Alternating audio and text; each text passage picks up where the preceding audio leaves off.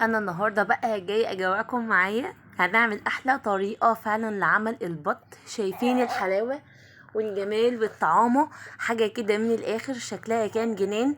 طبعا داخل علينا رمضان، كل سنه وانتم طيبين، ولازم هنستعد للعزايم بتاعتنا. طبعا البط والفراخ والحمام والحاجات الحلوه دي كلها، وان شاء الله هعملها معاكم. تعالوا ندخل على طريقة مع بعض. احسن طريقة بجد هتضيع الزفارة تماما من البطة وهتخليها حلوة، بس اهم حاجة تكوني منضفاها كويس وطبعا غسلها كويس. وانا كنت عملت لكم قبل كده منشور او محلول بتاع غسيل اي طيور عندك، سواء كان بطة او فراخ او حمام، ايا كان هيضيع الزفارة في لمح البصر. بجد روعة، بجد روعة بمعنى الكلمة، فوق الممتاز كمان.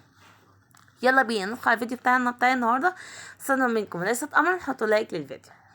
دي البطه بتاعتي اهي. اول ما انا جبتها انا طبعا غسلتها ونضفتها وبقت زي الفل تمام. انا غسلاها ومخليها زي الفل. انا كده مجهزاها على طول.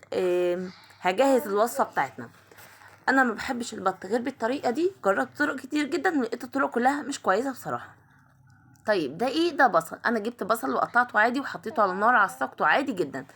حطيت البصل وقطعته، وبعد ما قطعته حطيته البهارات بتاعته: ملح، فلفل، كمون، بهار لحمه، شويه صغيرين من البابريكا، ومكعب مرقه. بس كده، بس كده، وشويه جوز وزبيب. هجيب بقى الحشوه الجميله دي، هحشي بيها البطه بتاعتنا. البطه بتاعتنا طب ادعكها من جوه بحاجه؟ هقولك لا، ما تدعكهاش باي حاجه. المرته البهارات اللي فيها هتضيع اي زفاره في البطه، غير ما احنا غاسلين البطه ونقعنا في منقوها الملح او المحلول بتاعنا اللي احنا عملناه معاكم قبل كده على القناه. هحشي البطه زي ما انتم شايفين كده. كميه المرته دي على حسب ما انتم بتحبوها، او انت عايزه تملي البطه ولا لا. احنا بنحب المرته، فانا مليت البطه بصراحه بتاعتي. في ناس بتحط مع البطه او مع المرته حته لحمه مفرومه، ولكن انا بصراحه مش بفضلها بالطريقه دي عشان ما تضيعش طعم البط بتاعي خالص. هقعد احشي المرته زي ما انتم شايفينها كده، وبحشيها بمعلقه كبيره عشان تسهل عليا.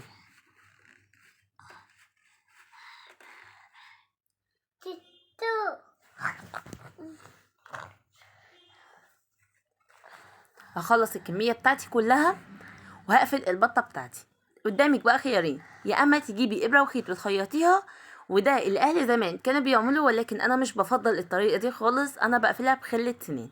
خله السنان العاديه بتاعتنا انا بشتريها من عند اي عطار او من السوق كمان، وبقفل بيها البطه بتاعتي، وما بتطلعش مرته ولا اي حاجه خالص، بل بالعكس بتفضل جميله ومقفوله، والمرته ما بتطلعش تماما، وسهله كمان وسريعه، وده اهم ما عندي. الحاجه تكون سريعه عندي. خله السنان اهي صغيره، دي خله سنان. خلة الشاش طاووق اللي بتبقى الكبيرة لا، انا عايزة خلة السنان. لو مش متوفر خلة سنان، اقفليها بخلة الشاش طاووق. كسريها كده على كذا حتة، اعمليها زي خلة السنان، وقفلي بيها البطة بتاعتك.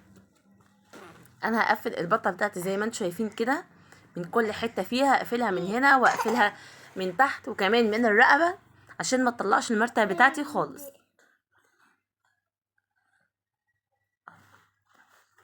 داخل علينا العزومات ومحتاجين الوصفات دي نفتكرها كده، عشان نعمل احلى وصفات للناس اللي بنحبها، والناس اللي هنبقى يعني عازمينها في رمضان.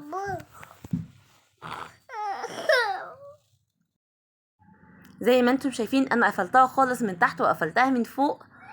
هاجي بقى من عند الجنب وهفتح فتحة صغيرة تقريبا كده قد العقلة، عقلة صباعي بس. طب ليه الفتحة دي؟ عشان تسوي البطة من جوه. ما ينفعش احطها كده عشان مش هتستوي كويس من جوه. حته صغيره جدا يا دوبك بشقها كده زي شقه صغيره، عشان اهو زي ما انا وريتكم كده، عشان تسوي البطه من جوه، عشان المرته نفسها هتشرب من الشوربه بتاعه البط وهتستوي. انا حطيت ميه على النار، ميه سخنه، وحطيت فيها البطه بتاعتي، ودلوقتي هحط فيها مستكه وحبهان ورقه لورا. هتقولي من غير زيت؟ هقولك ايوه من غير زيت. البط ما بيتحطش فيه لا زيت ولا سمنه، ودي افضل طريقه لعمل البط.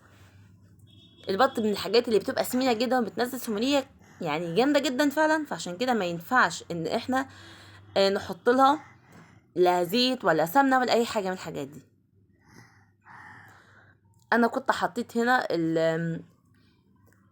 ورق الرورة والمستكة والحبهان، ولكن ما جيتش في التصوير.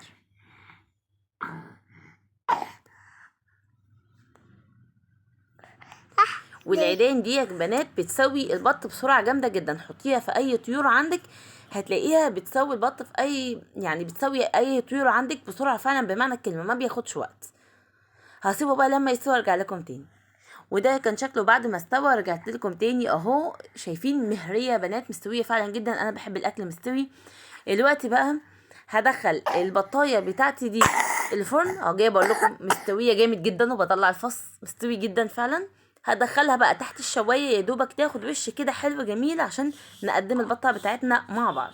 هدخلها تحت الشوايه يا دوبك كده بس، وهرجع لكم على طول. ودي كانت العفشه بتاعتها. وانا طبعا من ناس عشاق العفشه حقيقي، واللي بيقول واللي زيي تحت في الكومنتات. تعالوا اوريكم الشوربه.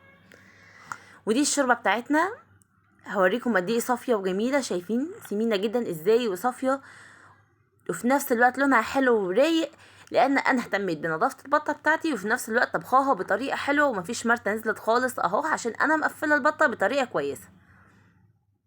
وده بقى شكل البطه بعد ما طلعت من الفرن، حاجه كده او من تحت الشوايه، حاجه كده جميله فعلا بمعنى الكلمه، تشرفك حقيقي في اي عزومه.